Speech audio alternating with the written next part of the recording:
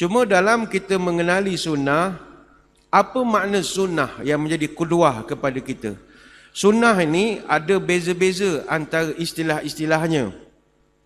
Ada pertama dia panggil sunnah, yang lawannya adalah bid'ah. Sunnah, bid'ah. Yang ini paling banyak kita dengar.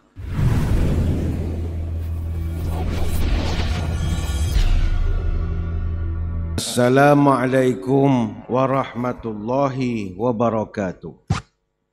Bismillahirrahmanirrahim. Alhamdulillahi hamdan katsiran tayyiban mubarakan fihi kama yanbaghi li jalali wajhika wa li 'azimi sultanik. Allahumma salli ala sayyidina Muhammadin abdika wa rasulika nabiyil ummi wa ala alihi wa sahbihi wa sallim. Nawaitu ta'alluma wa ta'lim wa tazakkura wa tazkir wa naf'a wal intifa' wal ifadah wal istifadah wal hasa ala tamassuki bi kitabillah wa sunnati rasulih wa du'a ilal huda wa dalalah alal khair ibtigha'a wajhillah wa mardatihi wa qurbihi wa thawabihi lillahi ta'ala. Allahumma raddina bi qada'ika wa sabirna ala balaika wa auzi'na syukra ni'maika. Ya Allah, jadikan kami redha menerima takdirmu, jadikan kami sabar dalam menerima ujian darimu, dan bimbinglah kami untuk sentiasa syukur kepada nikmatmu. Terima kasih yang berusaha Al-Fadil Tuan Pengacara Majlis, yang dimuliakan Orang Kaya Bijaya Sepang, yang memuliakan Tengku Datuk Dr. Jamaluddin bin Tengku Mahmud Shah Al-Haj, yang saya raikan juga Al-Fadhil Ustaz Zamzuri bin Ruslan, Pegawai Takbir Agama Daerah Sepang, yang saya raikan juga yang berusaha Ustaz Muhammad Hafizi bin Ibrahim, Ketua Unit Dakwah Pejabat Agama Islam Daerah Sepang, yang dihormati juga yang berusaha Al-Fadhil Ustaz Muhammad Ali bin Muhammad Yunus, Pengurus Masjid Raja Haji Fi Sabilillah.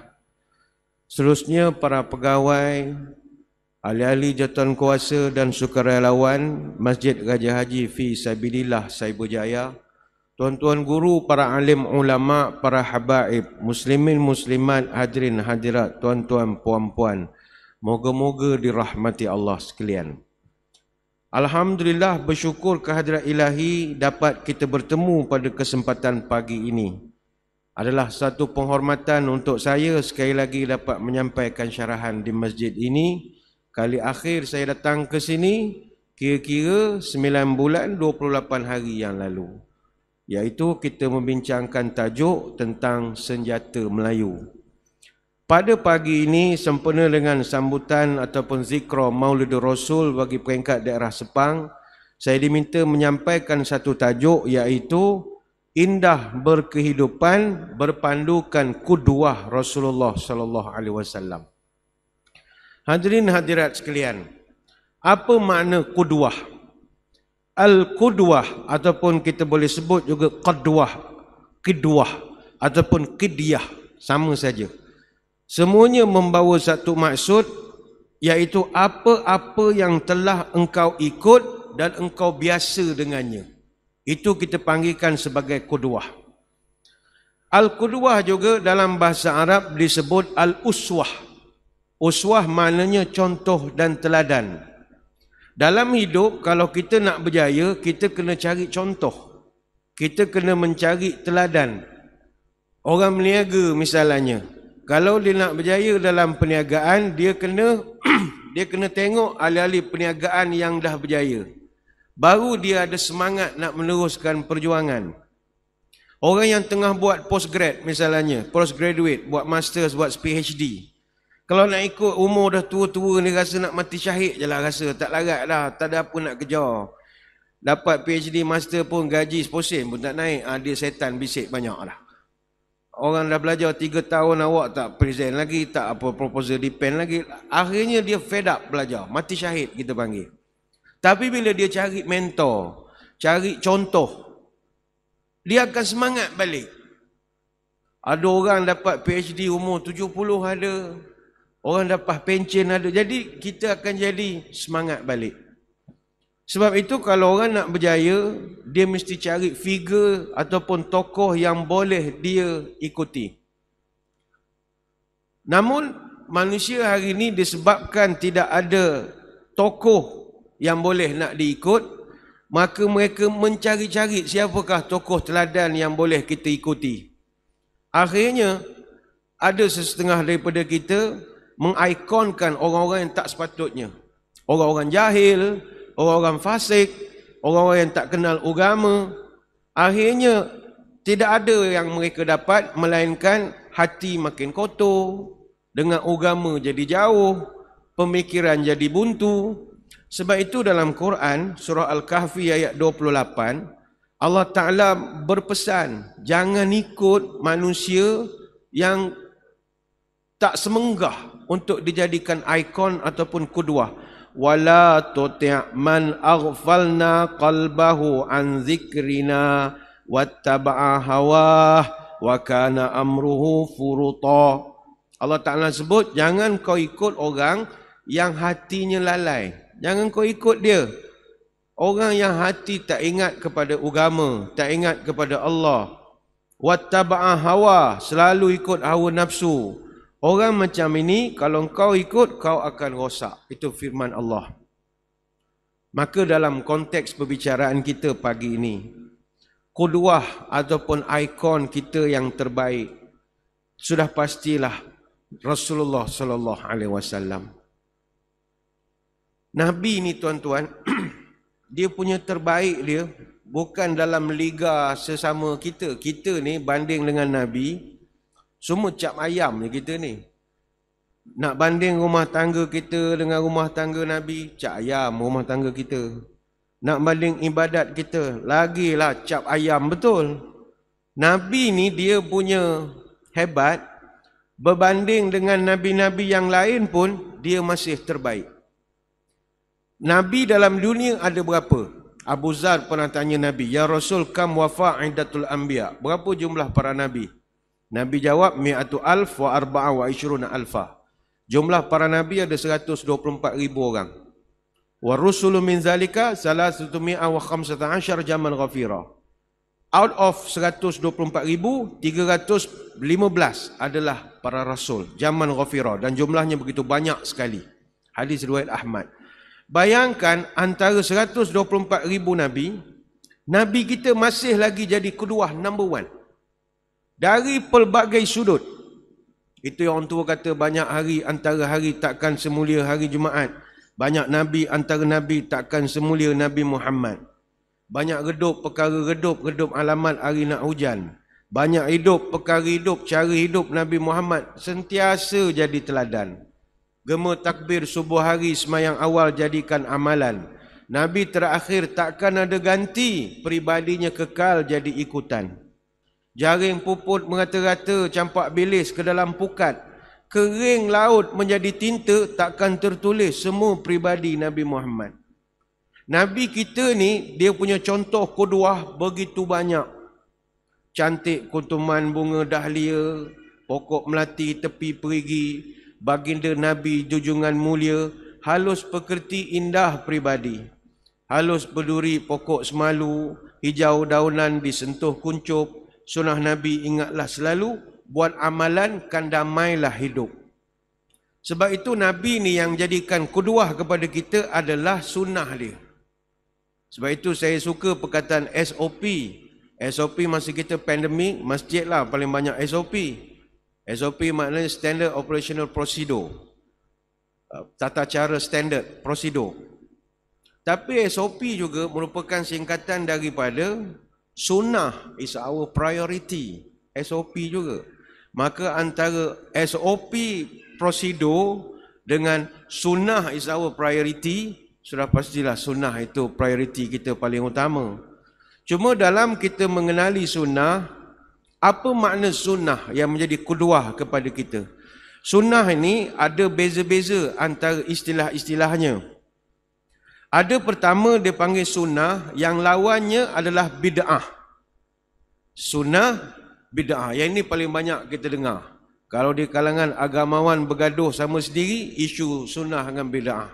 Macam sambutan kita pagi ni pun ada juga yang mengatakan ini semua karut, tak pernah dibuat. Ya, kalau kita nak berbahas, ada perbahasan tertentu tak sesuai dibawa kepada masyarakat. Bahas peringkat akademik saja, di dinding-dinding universiti. Di luar orang akan jadi huru-hara. Sambut Maulid, kita sambut pada hari ini bukan pada hari kelahiran Nabi. Sebab kalau ada orang kata 12 hari bulan bukan Nabi lahir, apa nak sambut? Hari ini 12 hari bulan ke? Hari ini bukan 12 hari bulan. Jadi kita sentiasa mengadakan sambutan Maulid walaupun bukan pada 12 Rabiul Awal. Antara contoh penggunaan sunnah bid'ah ini dalam hadis Irbad bin Sariyah radhiyallahu anhu. Fa innahu may ya'ish minkum fasayara ikhtilafan katsira. Nabi sebut, barang siapa antara kamu yang hidup selepas kewafatan aku, kamu akan menyaksikan perselisihan, pergaduhan yang begitu banyak. Maka apa solusinya? Fa'alaikum bisunnati. Itu Nabi sebut perkataan sunnah. Fa'alaikum bisunnati wa sunnatul khulafa mahdiyin ar-rasyidin. Maka solusinya, pegang teguhlah kamu kepada sunnahku dan sunnah khulafa ar-rasyidin yang mendapat petunjuk dan juga ilmu. Tamassaku biha wa'addu 'alaiha bin nawajis. Gigitlah sunnah itu, kata Nabi, dengan gigi geraham kamu. Maknanya pegang betul-betul. Wa iyyakum muhdatsatil umur fa inna kullu muhdatsatin bid'ah wa kullu bid'atun dhalalah. Berhati-hatilah dengan perkara bid'ah, kerana setiap perkara bid'ah itu adalah sesat, kata Nabi. Jadi ini hadis riwayat Abu Daud, Tirmizi dan Ibnu Majah. Yang ini sunnah pertama, lawan dia adalah bid'ah. Ini kita tidak huraikan. Yang kedua sunnah adalah sunnah yang membawa makna mandub. Mandub ataupun mustahab. Apa makna mustahab? Mustahab ni hukum benda-benda sunat yang paling disukai. Dia panggil mustahab. Iaitu segala yang diperintahkan dalam bentuk anjuran dan dia bukannya kewajipan. Apa contoh? Pagi ni saya nak kongsi dengan tuan-tuan puan-puan, ada satu sunnah yang mustahab. Satu anjuran daripada Nabi yang Nabi sangat suka kalau kita dapat buat. Dan saya percaya tak ramai orang buat. Ni yang paling simple, laki-laki perempuan semua boleh buat. Sebab ada sunnah tertentu, lelaki boleh buat, perempuan tak boleh buat. Contoh simpan janggut, perempuan tak boleh simpan, taruhlah minyak awak doyuk banyak mana sekalipun, tak tumbuhnya. Berpoligami, perempuan tak boleh buat. Dipoligami kan boleh. Jadi ada sunnah tertentu, kita ada gap. Masalah gender. Tapi yang ni saya nak share dengan tuan-tuan perempuan, sunnah yang Nabi suruh sangat buat, tapi Nabi tak sampai hati nak wajibkan. Apakah dia? Dalam hadis Nabi pernah sebut, laula an asyqa ala ummati la amartuhum bisiwaki inda kulli salatin. Kalaulah tidak memberatkan umatku, nescaya aku nak perintahkan mereka untuk bersiwak setiap kali nak semayang. Hadis Bukhari Muslim. Siapa di kalangan tuan-tuan puan-puan yang amal siwak? Kalau kita tengok dalam masjid ni, hampir tidak ada. Berapa orang yang dalam poketnya ada sugi ataupun siwak? Tak ada. Vape ada. Gantung vape. Ada. Ulama atau fuqaha bersepakat, bersugi adalah perkara yang mustahab. Benda yang Nabi, kalaulah aku dapat wajibkan, tapi dia tak sampai hati. Takut menyusahkan kita. Nabi kan sayang kita. Dia ukur dah, dia dah sukat. Kalau aku suruh ni, apa jadi? Okeylah, kita tak wajibkan. Dia tahu. Macam sembahyang tarawih. Kalau Nabi tiap-tiap malam buat benda tu jadi wajib, tombang kita. Nabi dia penyayang. Termasuklah dalam bab bersugi ini, fuqaha bersepakat ianya sangat-sangat disunahkan. Terutama nombor satu, ketika wuduk. Tak nampak dah orang bersugi ketika ambil air semayang. Yang kedua, ketika nak mendirikan semayang. Yang ketiga, tak kala bangun dari tidur. Yang keempat, ketika masuk rumah. Masuk je terus bersugi. Yang kelima, ketika mulut ada sikit bau ataupun gigi dah mula ada karang ke ataupun dah ada kuning-kuning, dimustahabkan ketika itu untuk menggunakan kayu sugi. Ada orang tanya, Ustaz, siwak dengan beruh gigi ni sama tak? Tuan-tuan cuba common sense. Tuan-tuan nak bawa beruh gigi kulu kilih, taruh dalam poket. Orang tak buat. Walaupun benda tu fungsinya sama, tapi Nabi fikir lama dah. Adapun kayu sugi siwak, dia praktikal.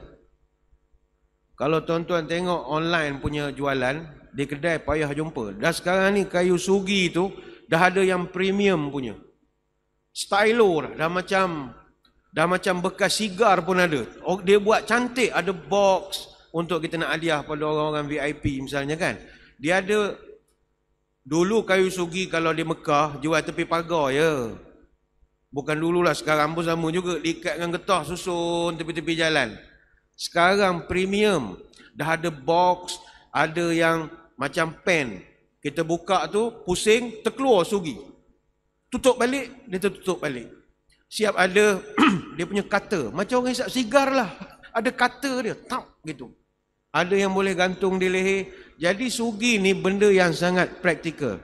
Ni saya cerita ni, saya tak jual. Kawan orang, oh ni ustaz ni meniaga. Tak ada meniaga. Ni cerita saja untuk nak memancing gairah, melakukan salah satu perkara yang Nabi sangat suka kalau umat dia dapat buat, tapi dia tak sampai hati nak wajibkan. Jadi kalau orang tanya, adakah sama siwak dengan berus gigi? Sebab ada orang tertentu yang terlampau kuat sangat atau pemahaman agamanya kurang, dia mengatakan berus gigi ni tak sunnah katanya. Ini semua tak ikut sunnah. Sebab mesti menggunakan kayu siwak ataupun arak. Orang Arab panggil arak, kayu arak saja. Kata para ulama, sebenarnya ciri-ciri alat yang sesuai untuk bersugi adalah apa saja barang yang suci dan kesat, maka dia boleh digunakan untuk bersiwak. Contohnya kita menggunakan kayu siwak. Orang Arab panggil kayu arak. Ataupun orang Arab dulu dia gunakan dahan zaitun. Ataupun kayu-kayu yang berbau dan menyegarkan. Orang Melayu dulu guna pelepah kelapa. Dan kain pun boleh. Tak ada masalah. Semuanya cirinya suci dan juga kesat. Sebab itu kalau kita rujuk kitab Faidul Malikul Alam, yahsil bihi sunniyatil istiaq bikulli khashnu tahir yazilul qalah ay safratul asnan wa qad sabaqal kalam alaihi walau binahwi harkatu khashnah. Seseorang itu dikatakan telah pun menunaikan tuntutan sunat bersiwak sekiranya dia menggunakan segala yang kesat, khashnah dia panggil. Apa saja yang permukaannya kesat dengan syarat benda itu suci dan boleh menyingkirkan warna kuning pada gigi. Walaupun sekadar harqah khashnah, hanya dengan secarik kain perca yang kesat pun boleh. Namun akar pokok arak itu adalah alat sugi yang lebih afdal kerana kita ittiba' sunnah Nabi SAW. Nabi menggunakan kayu arak. Dan ini adalah berdasarkan riwayat daripada Abdullah bin Mas'ud, kuntu ajtani li Rasulillah sallallahu alaihi wasallam siwakan min arak. Aku pernah potongkan kayu untuk Nabi gosokkan giginya daripada pokok arak. Bukan arak mabuk tu, tidak. Nama pokok tu pokok arak. Dia pokok arak ini adalah sebahagian daripada jenis pokok yang digunakan sebagai miswak. Ada lagi pokok-pokok yang lain. Tuan-tuan jangan main-main dengan sugi atau miswak ni. Ada satu paper journal, dia buat kajian tentang miswak. Orang putih panggil chewing stick, kayu mengunyah. Orang putih ada buat miswak chewing stick, a cultural and scientific heritage. Dia buat satu paper, dia punya finding, miswak ataupun siwak telah pun digunakan oleh orang-orang Babylon sejak 7,000 tahun yang dulu. Dan siwak ini kemudiannya digunakan pula pada zaman kerajaan Yunani, Kingdom of Greece dan juga Rom. Artinya, kayu sugi ni dia satu benda yang bersifat internasional. Siwak juga didapati digunakan oleh orang-orang Yahudi, Mesir kuno dan masih digunakan oleh orang Islam sampai sekarang. Dan siwak ini setiap negara namanya beza-beza. Kalau di Tanzania, nama miswak lebih popular. Dia tak panggil siwak, dia panggil miswak. Kalau di Timur Tengah disebut sebagai miswak, siwak ataupun arak. Arak ni pokok saintifiknya dipanggil Salvadora persica. Nanti kalau masjid ada duit lebih, sumbangan jemaah, tanamlah pokok Salvadora persica ini. Tanamkan di sini, orang tak tahu tu pokok apa, kita je yang tahu. Jadi tuan-tuan masuk masjid, patahkan sikit. Dapat pahala. Tapi jangan cerita kat orang, habis dia ganggu pokok bawa balik. Di Pakistan mereka panggil miswak dan setengah tribal dia panggil datan. Dia selain daripada ranting, kulit akar dia pun boleh digunakan. Dia kalau kayu arak ini. Dan ada juga orang tertentu ambil daripada pokok-pokok yang selain daripada pokok arak. Bagi contoh di Afrika Barat, mereka gunakan pokok limun. Limun ni Citrus aurantifolia. Ada yang guna daripada pokok jeruk, Citrus sinensis. Sebab pokok-pokok ni dia ada cecair dia. Jadi dia tak rasa pahit. Kalau kita macam rasa macam gigit jering ngedak, dia sedap. Di Amerika mereka gunakan pokok Senna, Cassiva vinea. Kalau orang India mereka suka guna pokok Neem. Pokok Neem Azadirachta indica. Neem. Neem ni untuk masak pakai neem. Dalam bahasa Urdu ianya dipanggil pelu.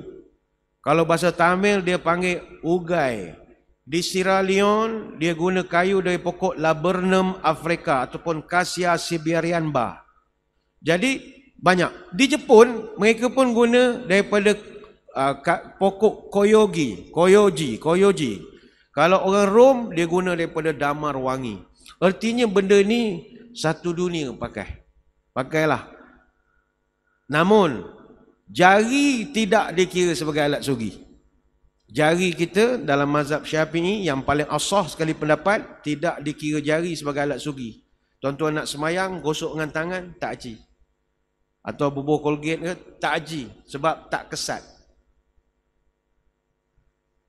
Namun sekiranya dah tak ada alat untuk bersugi, disebabkan dia adalah sunnah yang sangat Nabi sukai, maka bolehlah menggunakan jari sendiri mengikut pandangan Imam An-Nawawi. Ini boleh rujuk dalam kitab Al-Majmu' Syarah Al-Muhadzab. Mana dah tak ada langsung. Cek dalam kereta tak ada, tepuk poket tak ada, jual vending machine pun tak ada jual. Dia setengah masjid yang saya pergi, kayu sugi dijual dalam vending machine. Jual air kotak tu okey lah, can air tin apa okey. Tapi kayu sugi mesti letak. Benda tu tak wajib, tapi dipanggil mustahab.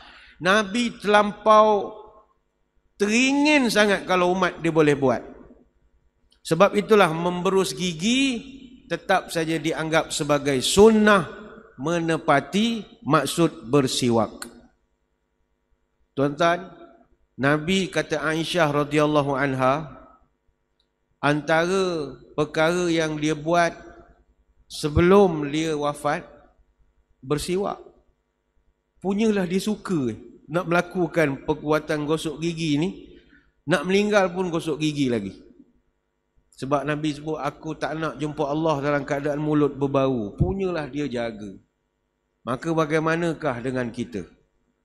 Hari ini kajian tentang siwak ini, WHO, World Health Organization, dia menggalakkan masyarakat dunia menggunakan batang pokok arak ini untuk jaga kesihatan mulut sejak daripada tahun 1987 lagi. Dan mereka dah buat kempen ni, cuma tak banyak sangatlah, kita banyak dengar kempen COVID sajalah. Kempen yang pakai sugi ni pun WHO buat juga. Ada satu tulisan jurnal saya pernah baca, ditulis oleh 6 orang penyelidik tempatan. Ni semua doktor-doktor semua. Preliminary Assessment of Salvadora persica Whitening Effects on Extracted Stained Teeth. Dia terbitkan jurnal ni, Journal of Applied Pharmaceutical tahun 2017. Kalau tuan-tuan Google cari boleh baca. Manfaatnya begitu banyak sekali. Dari sudut sains.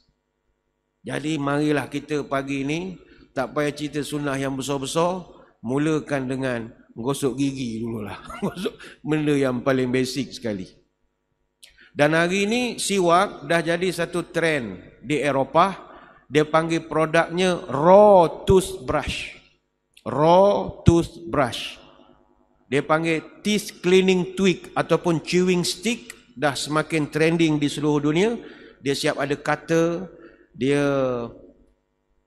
ada gantung apa semua. Dah jadi satu trend. Budak-budak di Europe pun sekarang duduk tepi jalan, daripada ngisap rokok, baiklah dia sugi, dapat pahala. Jadi pesanlah pada kawan-kawan kita yang gantung di leher, berasap apa, daripada kau gantung ni, baik kau gantung sugi, dapat pahala.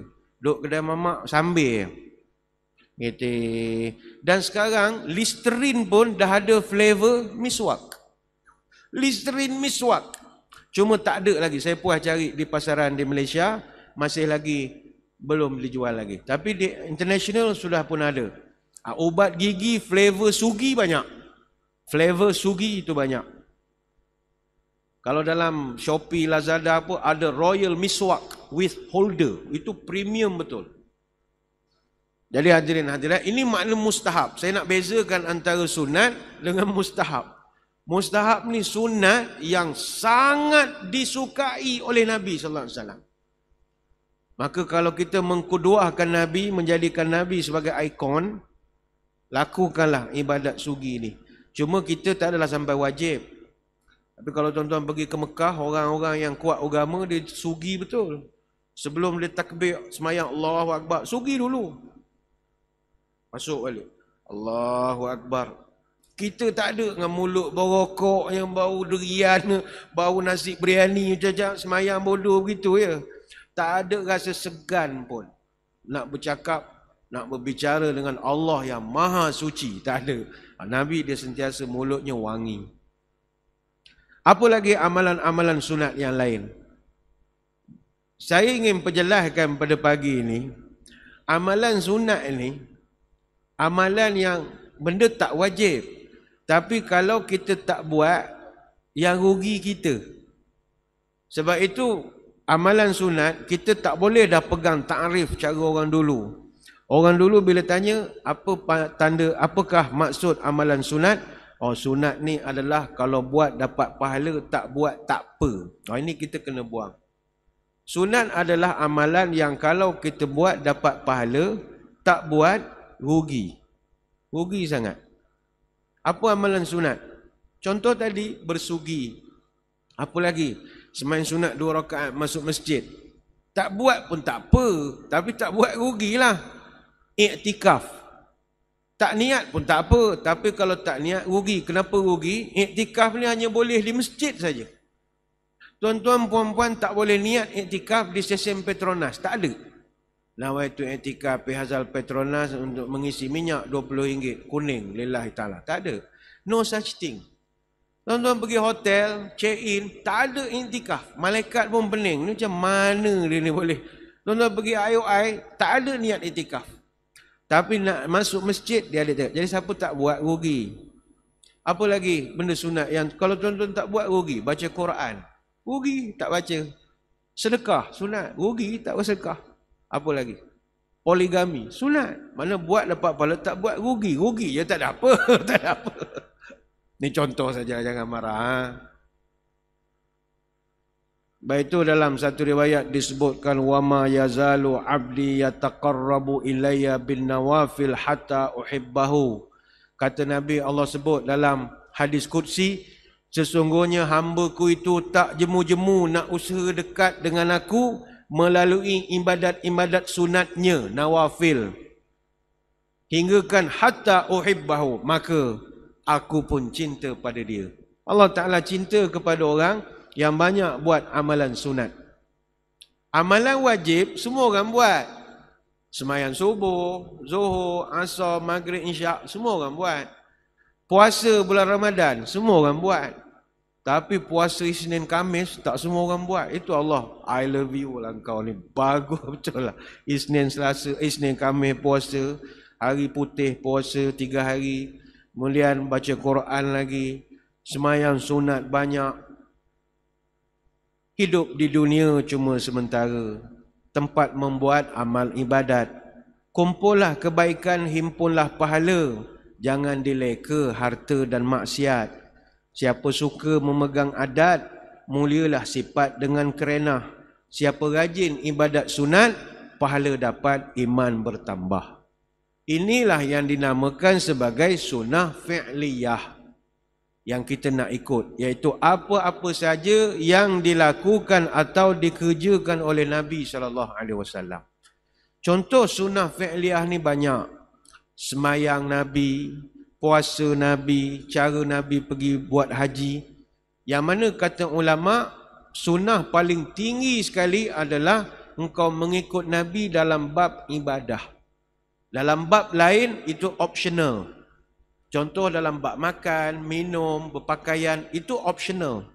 Tapi bab paling hebat sekali kita nak kena keduahkan Nabi dalam bab ibadah. Nabi ni kata para ulama, kalau kita nak tiru ibadat dia 100% tak dapat. Sebab Nabi ni dia enjoy ibadah. Nabi tuan-tuan semayang sampai bengkak kaki tuan-tuan. Apa maknanya bila kita faham orang semayang sampai bengkak kaki? Maknanya dia berdiri lama betul. Macam kita pun bengkak juga kaki, tapi bukan kerana semayang, kerana gaut lain. Gaut dengan berdiri lama tu beza. Nabi dia enjoy the process. Itu kita tak dapat, kemanisan. Kata ulama, ibadah yang kau nak ikut Nabi mesti tertakluk kepada jinsun, adadun, kaifiyatun, zamanun, makanun. Pertama jinsun. Apa yang Nabi ajar jenis ibadah tu kau kena ikut jenis dia. Tak, jangan tukar, buat inovasi, tak boleh. Contoh Nabi pesan nak sembelih korban, mesti jenis binatangnya haiwan ternakan. Pertama unta, yang kedua lembu atau kerbau, yang ketiga kambing dan adik-beradiknya termasuk biri-biri. Yang keempat apa saja haiwan yang beranak dari 3 yang pertama. Contoh lembu kahwin dengan kambing dapat anak nama lembing, lembing boleh sembelih. Lembu kahwin dengan kerbau dapat anak nama lembau, lembau boleh sembelih. Jangan tukar, saya nak buat korban lah ustaz. Okey, alhamdulillah, nak korban apa? Saya nak korban ayam serama, tak boleh. Ayam serama tak ikut jenis. Kita pun tolak. Dia marah. Kenapa ustaz tolak? Ini bukan sebarang ayam serama. Ini baka kubing Raja Alam. Seekor 8,000. Don't play. Kita bukan masalah harga. Masalah you punya barang tak ikut spek JKR. Itu saja. Kita ada spek dia. Itu namanya sunnah. You mesti ikut. Yang kedua dari segi adadun, bilangan. Sembahyang zuhur 4 rakaat. Tak boleh buat lebih pada itu. Saya banyak dosa ustaz, lepas pencen baru kena tikar sejadah. Boleh tak saya nak buat 16 rakaat? Tak payah, buat 4 je. Jangan berlebih-lebihan. Yang ketiga, tata cara, kaifiyatun. Ambil air semayang. Mesti muka dulu, kaki last. Jangan nak ditonggang terbalikkan.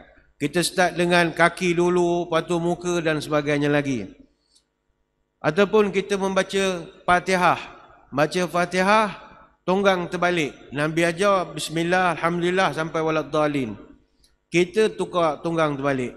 Allahu akbar, ghairil maghdubi alaihim, iyyaka na'budu wa iyyaka nasta'in, ar-rahmanir rahim, alhamdulillah. Tukar tunggal langgang, batal semayang. Bahkan ada potensi kena panah petir pula bila keluar pada masjid sebab kau ajar. Dia berani tunggang terbalik kan. Fatihah tak boleh. You kena ikut spesifikasi dia. Sama juga imam misalnya baca Fatihah tak guna taranum. Dia menggunakan lagu Hindustan, tak boleh. Quran tak boleh dilagukan selain daripada lagu Arab. Iqra'ul Quran biluhunil Arab wa aswatiha. Nabi pesan bacalah Quran sebagaimana langgam orang Arab dan suara mereka. Hadis Tirmizi. Maka adalah tidak sesuai kalau ada orang azan nak buat lagu Jawa. Allah. Nak buat lagu Bangladesh, Nepal, Sri Lanka? No. Kita pun sayang Melayu, jangan buat lagu Melayu Deli semayang. Lagu Fatihah. Sayang Piramli, buat lagu Piramli semayang. Tak boleh. Alhamdulillah Rabbil Alamin Ar-Rahmanir-Rahim. Yang ini memang kena panah petik, timpa pula di tangga, pijak pula di jemaah. Kena nyanyi, bukan nyanyi. Bacaannya mesti bacaan Arab. Bayati, Sobah, Hijaz, Nahwan, Ros. Atau Bayati, Hijaz, Nahwan, Ros, Sikah. Dia Quran tak boleh dilagukan selain daripada langgam Arab saja. Tak kira lah kau Hindustan ke, Pakistan ke. Kan ada hari tu satu masjid dah kena tegur dengan Jabatan Agama. Dia buat azan Jawa. Tak boleh. Sini Bugis. Wah, kami nak semayang baca lagu cara Bugis boleh? Tak boleh. Jangan, tak boleh. Ini law. Tak boleh inovasi ke? No, ini spesifikasi.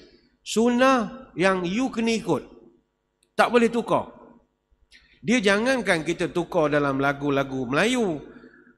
Nabi tak benarkan tukar dalam lagu syair Arab pun Nabi tak benarkan. Contohnya begini, dia orang Arab, dia ada, bila dia deklamasi syair ataupun sajak, dia tidak syair macam kita. Macam kita deklamasi, pendeklamator akan ada orang background muzik, ting ting ting ting ting ting ting ding ding ding ding ding ding. Sejak namamu menggetar rasa. Dia cakap gitu ya. Ku kabarkan pada angin, bawalah daunan kering terbang jauh. Ding ding ding. Orang belakang. Ding ding dulung dung ding ding. Why? Dia passion gitu je deklamasi puisi kita. Arab tidak. Dia punya deklamasi puisi ada lagu, ada narmah, ada langgamnya, ada rojas, ada syair romal. Kalau orang Arab champion saja. Orang Arab tuan-tuan dia punya sajak dengan syair number one, champion. Dulu sebelum Islam datang, mereka buat pertandingan sayembara menulis puisi. Di Mekah dulu pasar syair lebih ramai orang berbanding pasar unta. Maknanya dia punya central market orang panggil, pasar seni. Pasar seni dia lebih ramai daripada KLCC. Orang appreciate seni. Seniman ramai. Sajak yang menang sayembara digantungkan tinggi-tinggi. Dia orang sangat terror bab-bab syair. Tapi rupanya syair mereka ada lagu. Sautu sofiri bulbuli hayyaja qalbi thamili al-ma'u wa zahru ma'al ma zahri ladhu muqali fa anta ya sayyida li wa sayyidil maula li fakam tamam yuli tatap tali tatap qalat wayab bani tam. Dia ada lagu. Itu syair untuk nak bagi unta laju. Faqultu tuwali fabayyalu lu ali qalat lahu li kanjil hawan tabnu qalin top faqala la la la la la la la la. Dia ada lagu. Termasuklah dia punya syair romal, memuji orang. Kan yang Nabi masa mula-mula sampai Madinah, Tala'al badru alaina. Itu lagu betul. Bukan dia kumpulan rehan buat ke hijadah. Dia adalah syair yang dilagukan. Tapi Nabi pesan, walaupun kau suka syair, kau tak boleh baca Quran guna lagu syair. Wadduha wal laili idza saja. Tak dibenarkan. Maka kalau syair yang gazet untuk bangsa dia pun tak pernah bawa, apatah lagi kita. Ini kita masukkan ikut SOP. Apa spesifikasi Nabi bagi, yang itu kita kena follow. Apa lagi yang kita kena ikut kuduahnya? Dari segi zamanun, masa, waktu. Nabi pesan korban mesti buat lepas daripada khatib turun daripada mimbar, sembahyang raya haji. Barulah kau sembelih. Tak boleh buat lepas subuh. Katalah AJK Masjid Bincang, pengurus kata kita buat lepas subuh lah. Apa pula? Sejuk sikit, lembu tak mengamuk. No, kalau you takut, jangan sembelih. Beli makan dalam tin dah lah. Takut dengan lembu, orang takut ke Tuhan je. Jadi dia mesti masanya kena. Zakat fitrah. Agama aja mesti dibayar sebelum sembahyang raya didirikan. Maka kalau kita masjid ambil buat pengumuman, kita lepas khutbah raya puasa sekarang boleh datang jumpa saya, ada 10 resit lagi belum habis. Itu memang majlis agama tak sambung lah dia punya kontrak, jadi ambil tahun depan. Mengutip lepas daripada masanya. Solat fardu ada timing dia. Macam sekarang hampir 10.30 sebagai contoh. Tuan-tuan pun rasa letih pula lah, aku nak sembahyang zuhur awal-awal lah. Habis majlis sembahyang zuhur awal-awal. In advance. Tak boleh. Kenapa awal sembahyang? Takut tak larat. No, you kena tunggu masa dia. Dia ada time dia. Apa lagi? Makanun. Tempat. Nabi dah gazetkan. You nak buat haji, Mekah saja. Mekah saja. Umrah, haji, tawaf di sini, sa'i di sini, melontar di sini, mabit di sini, wukuf di sini. Kita tak boleh tukar tempat itu. Walau pandemik macam mana pun, tak boleh mufti keluar fatwa, kita tahun ni kita haji disebabkan pandemik, kita buat haji di Stadium Shah Alam sajalah. Kita 13 ahli jawatankuasa mufti bersetuju. No, you 13 orang ke, 1,300 orang ke, kita takkan terima. Sebab itu yang law. Tak boleh ubah. Benda-benda lain boleh ubah. Jadi sebab itu dalam kita nak jadikan Nabi ikon ni, ada benda yang kita atas kemampuan. Ada benda yang tak boleh tidak kena ikut. Tapi dalam sunnah Nabi juga, ada sunnah yang kita tak boleh ikut. Tak dibenarkan ikut. Ada. Jangan kita gunakan ayat, kan Nabi buat, kita kena ikut. No. Ada benda yang Nabi buat, kita dilarang ikut. Ada. Yang ini para ulama memanggilnya dengan satu istilah khususiyatur rasul. Khususiyatur rasul ataupun khasais ar-rasul, dia panggil sunnah-sunnah yang umat dia tak boleh nak buat. Tak dibenarkanlah buat. Ada berapa?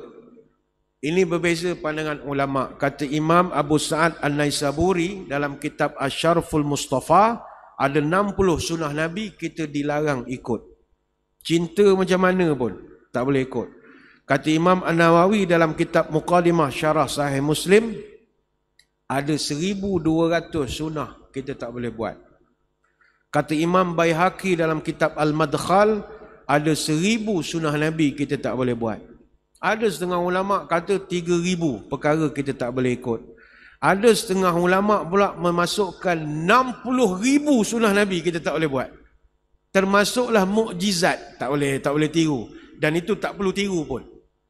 Contoh baca sirah, Nabi pernah keluar daripada jarinya air lah. Aku nak buat jugalah ikut sunnah Nabi. Pergi mesti DIY beli wayar panjang. Kepik bawah ketiak, serung keluar. Ini sunnah. Tak ada guna. Itu you tak perlu ikut. Ataupun nak buat semula hijrah Nabi. Mentang-mentang pergi ke Mekah, naik kereta api pergi Madinah. Nawaitu hijrah. Saja aku hijrah sebagaimana Nabi hijrah. Lillahi ta'ala. No, hijrah dah tak ada lagi dah. Jadi itu yang dimaksudkan. Dan setengah ulama mengatakan bahawa, kalau kata Imam Abu Ali bin Khairan daripada mazhab Syafi'i, ditegah membicarakan secara publik apakah perkara-perkara yang tidak dibenarkan kita ikut. Ada tegahan. Tapi ada juga ulama mengatakan harus membincangkannya kerana dia boleh menambahkan ilmu pengetahuan. Ini pendapat Imam An-Nawawi dalam kitab Radhatul Talibin dan kitab At-Tahzib. Tetapi majoriti daripada ulama mengatakan kita perlu menerangkan kepada masyarakat supaya mereka mengelak daripada melakukan perbuatan itu. Apakah contohnya? Ada benda tuan-tuan yang wajib bagi Nabi, tak wajib bagi kita. Mana optional. Tak perlu dibebankan sampai tuan-tuan jadi stres pula lah. Tak perlu. Ada benda yang wajib bagi Nabi saja, tak wajib bagi kita. Apa contohnya? Pertama, sembahyang duha. Sembahyang duha, kita tak wajib. Nabi wajib. Yang kedua, sembahyang witir. Kita tak wajib. Nabi wajib sembahyang witir. Kita kalau wajib witir, bulan puasa pun lari, lepas tarawih lari, lepas tarawih lari. Tak witir ke? Aku witir kat rumah. Dan 6 tahun dah dia balik, tak pernah sembahyang pun. Mengarut je. Kalau suruh hari-hari, tak tahulah. Yang ketiga, wajib bagi Nabi Qiyamul Lail. Kita tak wajib. Yang keempat, wajib bagi Nabi beristighfar minimum 70 kali ataupun 100 kali, sehari semalam. Kita tak wajib. Dan Nabi wajib bagi dia 2 rakaat sebelum solat subuh. Dia panggil qabliyah subuh ataupun sunat fajar. Bila sebut tentang sunat fajar ni tuan-tuan ya, Saya nak share. Ini ada satu sunnah yang rare. Jarang dibuat. Sunnah ni, saya ingat saya tak jumpa lagi lah ada orang buat. Walaupun dia dakwa dia cinta Nabi ke apa ke, kita dah tak nampak sunnah ini. Dia semayang sunat fajar ni, semayang yang kita buat sebaik saja azan subuh selesai. Kata Aisyah radhiyallahu anha, lam yakunil nabiyyu sallallahu alaihi wasallam ala syai' minan nawafil asyaddu minhu ta'ahudan ala rak'atayil fajri. Nabi tidak memberi perhatian yang luar biasa dalam menjaga sembahyang sunat kecuali solat sunat fajar. Hadis Bukhari. Nabi punyalah dia jaga sembahyang sunat fajar, sampaikan kalau dia terlepas, dia benarkan untuk seorang itu qada sembahyang sunat. Kan jarang kita dengar sembahyang sunat boleh qada. Sembahyang sunat fajar boleh qada. Dia gini sembahyang sunat qabliyah dengan ba'diyah yang kita selalu buat lepas azan atau lepas sembahyang. Dia solat sunat qabliyah ba'diyah ni dia ada dia punya ranking dia. Tak semua sembahyang sunat qabliyah ini sunat yang dituntut. Ada yang you buat tak buat pun tak ada masalah. Dia kalau sembahyang sunat qabliyah dan ba'diyah ni, jumhur ulama mengatakan dianya 10 rakaat. Yang ni dianjurkan, yang muakkadah. Pertama, 2 rakaat sebelum sembahyang zuhur. Itu dituntut. Nanti tengah hari habis saja azan, tuan-tuan puan-puan sembahyang dulu sunat qabliyah 2 rakaat. Kemudian 2 rakaat ba'diyah. Untuk zuhur ada 4 rakaat sembahyang sunat. Tak ramai orang kuat. Tapi takkanlah tak kuat tengah hari, bukan tengah malam. Tak kuat ustaz. Dah bila yang kuatnya dah lah qiyamul lail tengah malam. Tak sembahyang tengah hari, tak sembahyang. Masa bila sembahyang? Tak tahu masa bila dia kuat. Tengok pagi tadi jogging lah ramai-ramai. Tak boleh juga 8 rakaat tengah hari. Nabi warga mah boleh 4 rakaat sembahyang sunat, 2 sebelum, 4 rakaat zuhur, 2 selepas. Ini muakkad. Ini Nabi suruh sangat buat. Yang kedua, 2 rakaat lepas maghrib.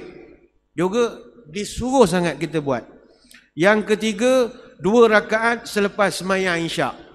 Ini juga ramailah jemaah kita buat. Dan yang keempat, 2 rakaat sebelum subuh. Inilah dia 10 rakaat yang sangat dianjurkan oleh sebahagian besar para ulama, dan mereka pegang dengan hadis daripada Ibnu Umar, hafiztu minan nabi 10 rakaatin. Aku hafal Nabi suruh aku jaga 10 rakaat, iaitu 2 rakaat lepas sebelum zuhur, 2 rakaat lepas zuhur, 2 rakaat yang saya sebutkan tadi. Jadi dia ada sunat yang dituntut, dia ada sunat yang kalau you tak buat tak ada masalah. Apa contoh? Dia panggil sunat biasa-biasa saja. Sembahyang sunat yang sifatnya ghairul muakkadah ini, pertama 2 rakaat sebelum sembahyang asar. Itu optional. Tak mesti buat. By right masjid kalau lepas azan, kalau dia nak terus qomat pun boleh. Tak ada masalah.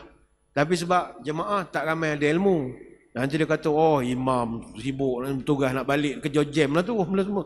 Jadi fitnah pula nanti. Jadi kita pun okeylah nak sembahyang sunat sembahyang lah. Sebab Nabi menyebut rahimallahu mra'an shalla qabla al-'asri arba'an. Allah menyayangi seorang yang sembahyang 4 rakaat sebelum sembahyang asar. Tapi dia tidak dituntut sebab jumlahnya banyak sangat. 4 yang kita buat 2 dia 4 sembahyang sunat, kemudian ada 4 sembahyang asar lagi. Ini hadis Abu Daud. Yang kedua, solat sunnah yang sifatnya biasa-biasa saja adalah 2 rakaat sebelum maghrib. Dia dalam hadis Nabi sebut, sallu qabla salatil maghrib wa qala fi salisati liman syaa karahiyat ayat takhizahan nasu sunnatan. Semayanglah kamu sebelum semayang maghrib. 3 kali Nabi ucapkan. Dan pada penghujung Nabi sebut liman syaa, pada siapa yang nak. Siapa yang nak semayanglah, kata Nabi. Karahiyatan ayat takhizahan nasu sunnatan. Kerana baginda tidak mahu benda itu dijadikan sebagai sunnah yang wajib. Hadis Bukhari. Sebab itu di setengah masjid, dia dah pasang signboard dah. Lepas azan subuh, berapa minit, qomat. Biasa masjid kalau ada pasang gitu maknanya jemaah dengan imam gaduh tu jawabnya. Memang kita boleh tahu makmum garang-garang. Sebab ada setengah makmum marah. Kenapa cepat sangat qomat? Kita orang tak sempat sembahyang sunat. Jadi terpaksa kita buatkan manual. Berapa minit. Tapi kalau maghrib 5 minit je. Kebiasaan. Jarang masjid kita jumpa lepas azan maghrib 15 minit baru sembahyang ataupun qomat. No. Sebab maghrib dia sunat qabliyahnya itu sunat yang biasa saja. Maknanya Nabi gunakan ayat siapa nak buat, tak buat, liman sya'a, kata Nabi. Nak buat, tak buat, sudah. Yang ketiga, 2 rakaat sebelum solat isya. Ini berlandaskan kepada hadis baina kulli azanaini salatun summa qala fi salisah liman sya'a. Antara azan dan qomat ada semayang. Antara azan dan qomat ada semayang. Pada ujungnya Nabi sebut bagi siapa yang hendak, kata Nabi. Hadis Bukhari dan Muslim. Dan ucapan tu diucapkan ketika menjawab persoalan tentang sembahyang sunat qabliyah isya. Tapi biasa kita pun tak ada qabliyah isya. Macam tuan-tuan kalau majlis-majlis ceramah ke apa ke, habis ceramah azan isya ataupun habis saja ceramah katalah pukul 9 malam, kita qomat terus saja, akan terus sembahyang isya sebab masa dah semakin lewat. Ada satu sunnah, ini kalau tuan-tuan nak ikut, nak jadikan Nabi qudwah, Nabi lepas dia sembahyang sunat qabliyah, dia akan duduk, apa bahasa orang Selangor, orang faham panggil mengereng, nyenggeng, dia duduk atas rusuk dia baring. Yang ni saya kata tadi, saya tak pernah tengok orang buat. Sedangkan dia sunnah yang Nabi buat. Nabi kebiasaannya macam kita pula, kalau kita habis sembahyang sunat qabliyah, kita buat apa? Kita berzikir. Orang kita lah. Mana lepas azan, dia sembahyang sunat. Habis sembahyang sunat, berzikir lah. Zikir, doa. Ada main telefon. Nabi, dia pelik. Habis sembahyang sunat qabliyah, dia baring. Kenapa dia buat begitu? Yang ini tak ada umat dia lakukan. Dan itu tak ada masalah untuk kita ikut. Dan kebiasaannya Nabi paling banyak mengiring ketika sembahyang sunat fajar, qabliyah subuh. Habis saja azan, Nabi sembahyang 2 rakaat, kemudian Nabi mengiring. Habis Nabi mengiring baring, akan datanglah Bilal bin Rabah, ketuk pintu rumah Nabi. Ya Rasul, jemaah sudah siap ya Rasul. Boleh saya qomat? Okey, Nabi bangun. Kalau kita pakai mic apa semua lah. Lepas tu Bilal qomat lah. Allah Akbar, Allah Akbar. Artinya jadi rutin Bilal hari-hari akan panggil Nabi. Dan ini sunnah yang ditinggalkan. Amalan tidur mengiring dengan rusuk kanan di lantai. Sebab itu dalam kitab Riyadhus Salihin, Imam An-Nawawi dalam Kitabul Fadail, dia buat satu bab, babu istihbabil idtija' ba'da raka'atil fajr ala janbihil ayman wal hasi alaihi sawa'un kana tahajjala bil laili am la. Sunnahnya berbaring selepas 2 rakaat qabliyah subuh dengan sisi tubuh yang kanan, sama ada engkau sembahyang tahajud ataupun tidak pada waktu malamnya. Ini sunnah yang saya dah tak jumpa lagi. Kenapa kita tak jumpa lagi sunnah ini? Sebab dah tak boleh nak buat. Kenapa tak boleh nak buat? Baring je pun takkan tak boleh buat. Tak boleh buat sebab Nabi sembahyang sunat di rumah, bukan di masjid. Dia sembahyang sunat, ni lain tahulah kita bincang sembahyang sunat mesti buat di rumah, bukan di masjid. Masjid ni sembahyang fardu saja. Itu dalilnya banyak. Kan yang Nabi sebut, jangan jadikan rumahmu sebagai kuburan, perkuburan. Ada orang dia sembahyang satu family dekat masjid, bagus. Tapi jangan tak sembahyang langsung di rumah. Rumah mesti mau sembahyang. Sebab itu tarawih pun alternate antara masjid dengan rumah. Supaya kita jangan jadikan rumah macam kubur, sunyi, tak ada ibadah. Jadi Nabi yang malam dia, sembahyang sunat dia akan buat di rumah, qabliyah ba'diyah. Tapi sembahyang fardu di masjid, ialah munasabah kerana rumah Nabi dengan masjid sebelah. Tuan-tuan daripada rumah nak sembahyang sini, 3 traffic light.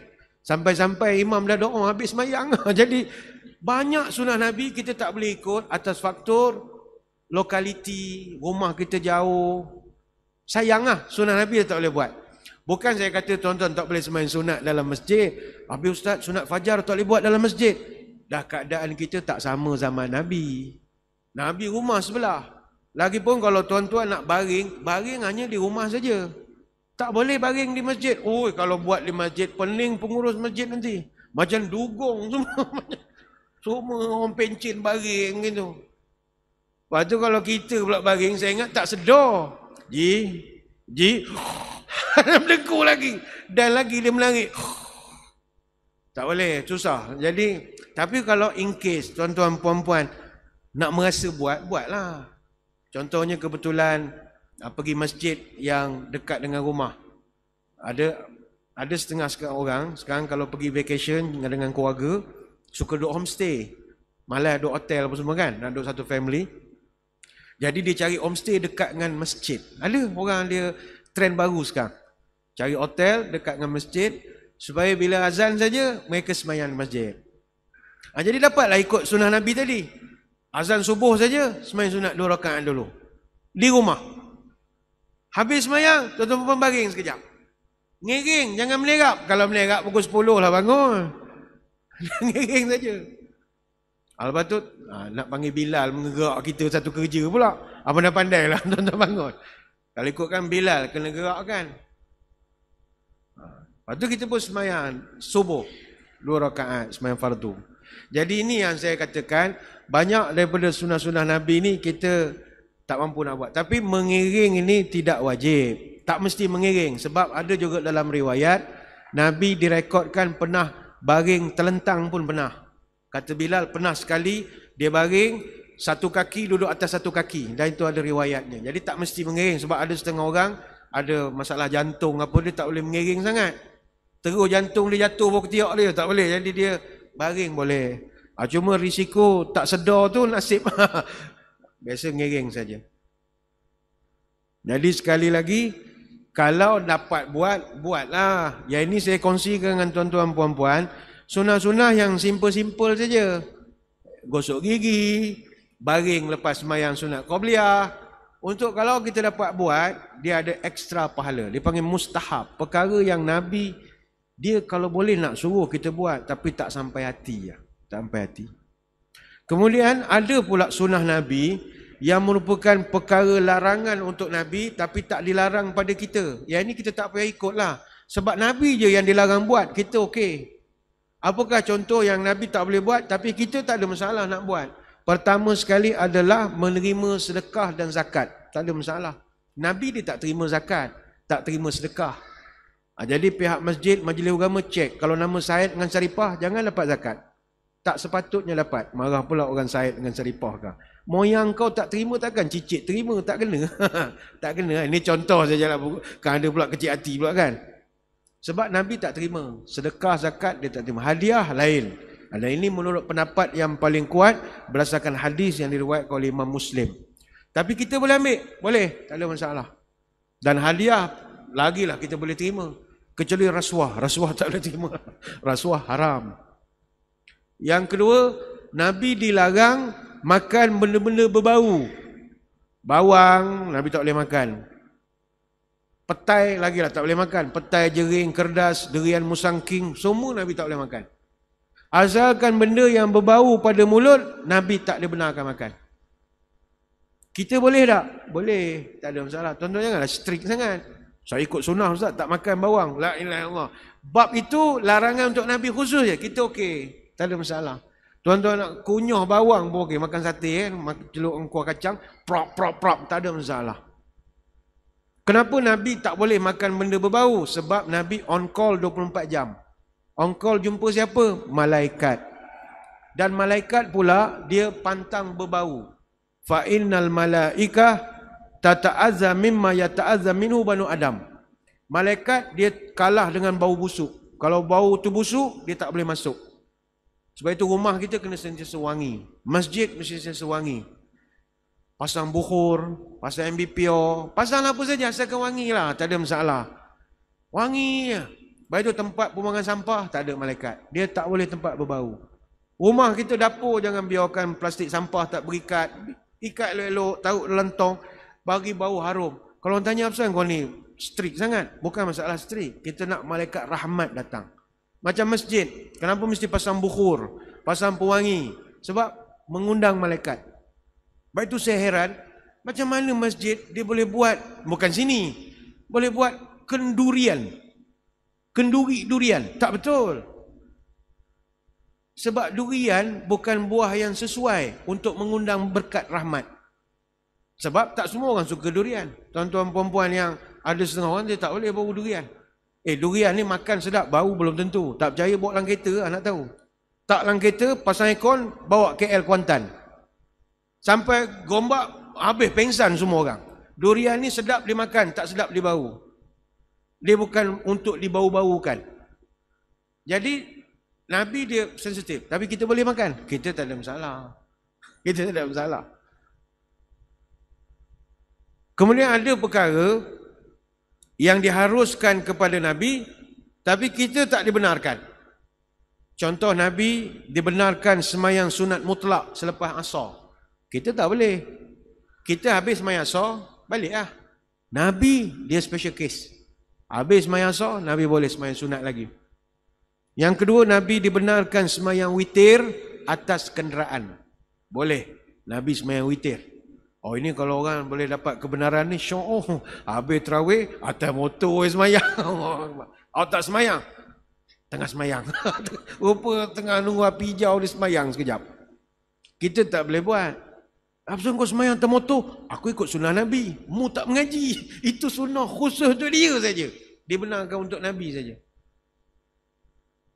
Yang ketiga, Nabi dibenarkan untuk puasa wisal. Apa makna puasa wisal? Puasa tak berbuka-buka. Nabi dibenarkan. Ada satu orang sahabat kata Abu Hurairah, naha Rasulullah SAW al-wisal fi saum. Kami dulu Nabi tak benarkan puasa wisal. Faqala lahu rajulun minal muslimin. Datang satu sahabat protes. Innaka tuwasilu ya Rasulullah. Kenapa kami tak boleh? Tuan kan puasa wisal. Kenapa kami tak boleh puasa wisal? Apa jawab Nabi? Wa ayyukum mithli. Engkau dengan aku, spesifikasi badan kita tak sama. Inni abitu yut'imuni rabbi wa yaskini. Aku ni walaupun tidur, Allah beri makan. Walaupun aku tidur. Aku walaupun tidur, Allah beri aku air. Engkau kalau tidur tak ada makan. Kecuali masa masuk air drip lah, hospital lah. Itu masa tidur jalan. Tapi sekarang macam tuan-tuan duduk, ada orang bagi makan? Tak bagi. Jadi Nabi sentiasa masanya Allah beri dia makan dan minum walaupun dia tidur. Ni hadis riwayat Imam Bukhari. Macam sekarang orang kita dia tak puasa wisal, dia buat IF. IF ni intermittent fasting. Mana dia tak makan, ada yang ekstrim saya dipahamkan sampai 48 jam. Ada 48 jam tak makan. Dia bukan tak makan, dia minum tapi tak makan. Kalau tuan-tuan tengok ada ustaz-ustaz tertentu, penceramah tertentu badan dah makin kurus, saya tanya macam mana kau kurus, kau kerja manis ke? Tak ada, aku buat IF. Berapa lama kau buat? 48 jam. Habis kalau kau pergi ceramah, habis majlis, orang masjid ajak makan macam mana? Dia sebab ceramah ni tuan-tuan. Ceramah sunat, makan wajib. Susah kita. Kadang penganjur ni tak faham. Kita tiap-tiap malam makan kambing. Tak daya tuan-tuan. Tapi bila tak makan, terus muncung muka. Yang ceramah sejam suku tu dia tak peduli. Makan tu mustahak. Nak musim maulud macam ni. Sebab maulud dengan mulut kan dekat-dekat. Jadi memang tak boleh mengelak lah makan ni. Lepas tu penceramah sihat-sihat semua badan. Tapi ada seorang kurus. Dia tanya macam mana kau buat? Aku buat IF. Intermittent fasting. Berapa lama? 48 jam. Apa? Habis macam mana kau survive? Nak driving kan tak ada tenaga. Dia minum kopi. Kopi kosong. Tak laratlah kita nak mengikut begitu. Jadi ada orang boleh buat IF begitu. 48 jam. Biasa saya dengar berapa kan? 16 jam kot. 16 jam. Itu cara teknik diet yang paling mudah lah untuk orang kita. Dia tak usik makan, dia minum saja. Dia kenyangkan badan dia dengan air. Orang puasa wisal ni, katalah sekarang ni maghrib awal. Kalau tuan-tuan tak puasa sunat masa ni, memang rugi betul lah. Maghrib kan cepat. Belum pukul 7 dah maghrib kalau di Kuantan. Syok. Jadi, ada orang dia kata, alamak, dah azan dah ke?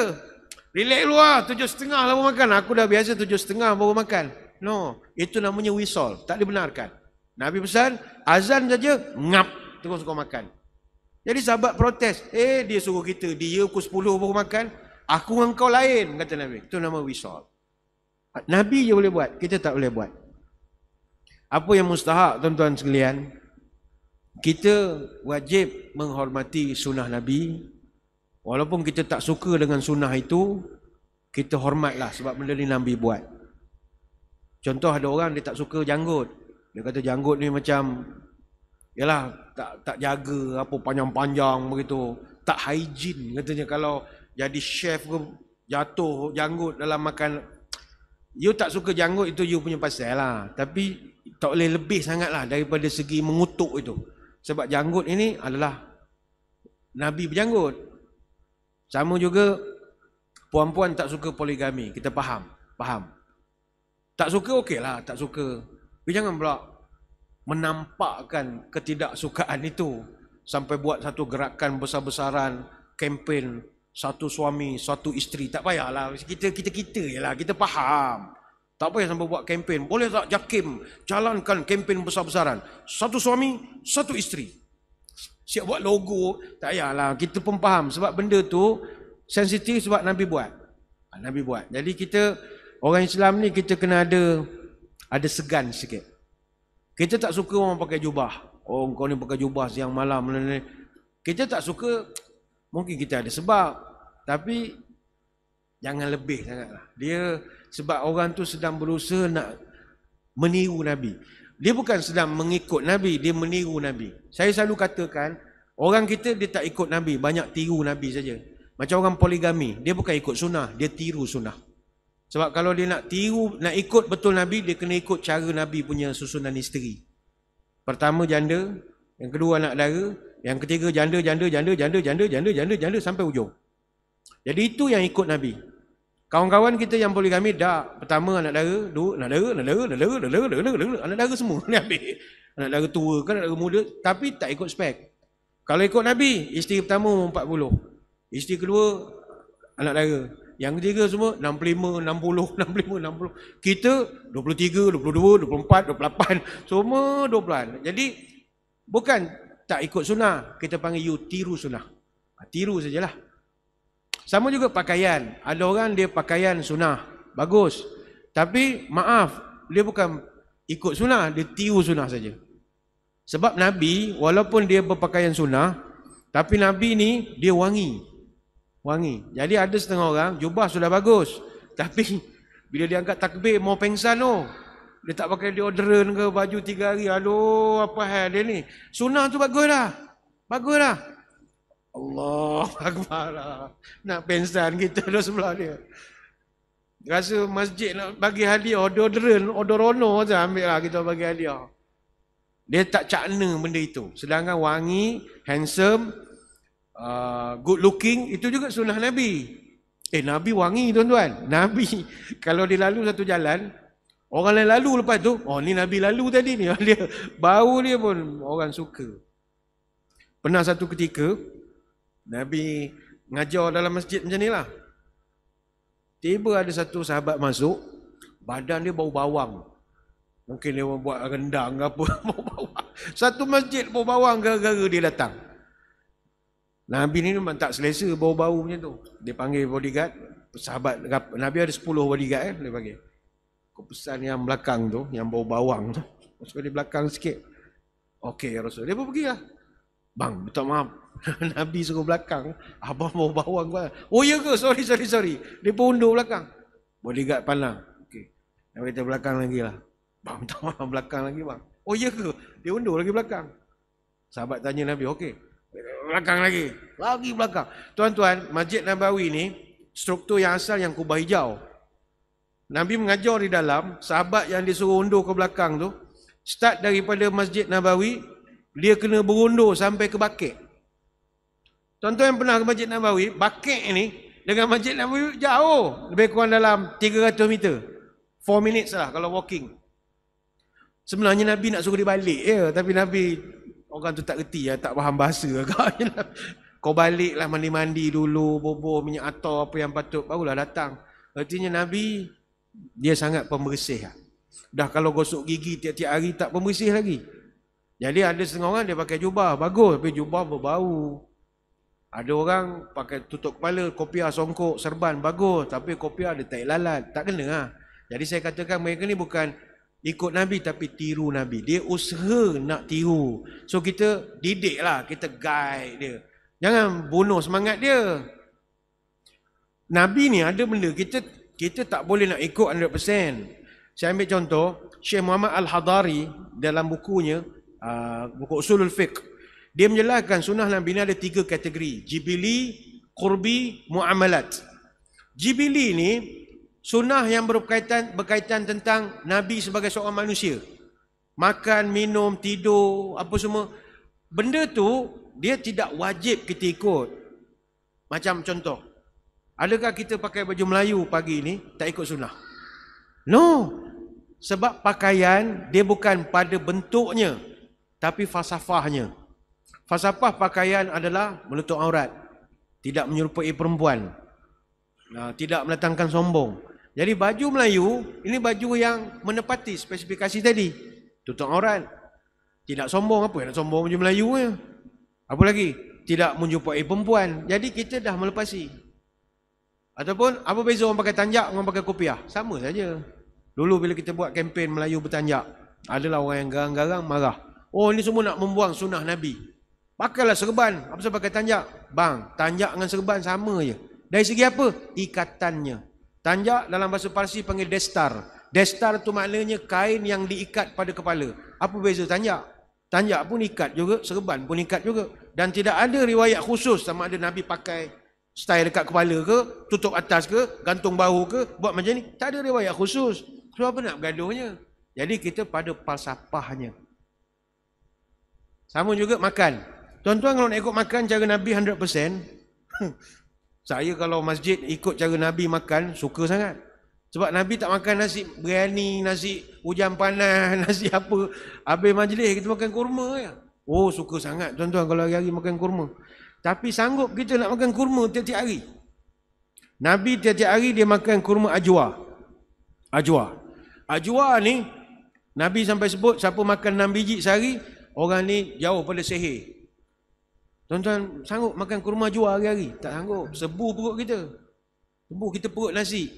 Orang kita pergi Mekah pun 3 hari dia boleh lagi makan Arab sikit, shawarma, nasi kambing. Hari keempat dia pergi Ben Daud cari beras dah. Dia tak boleh dah. Perut Melayu.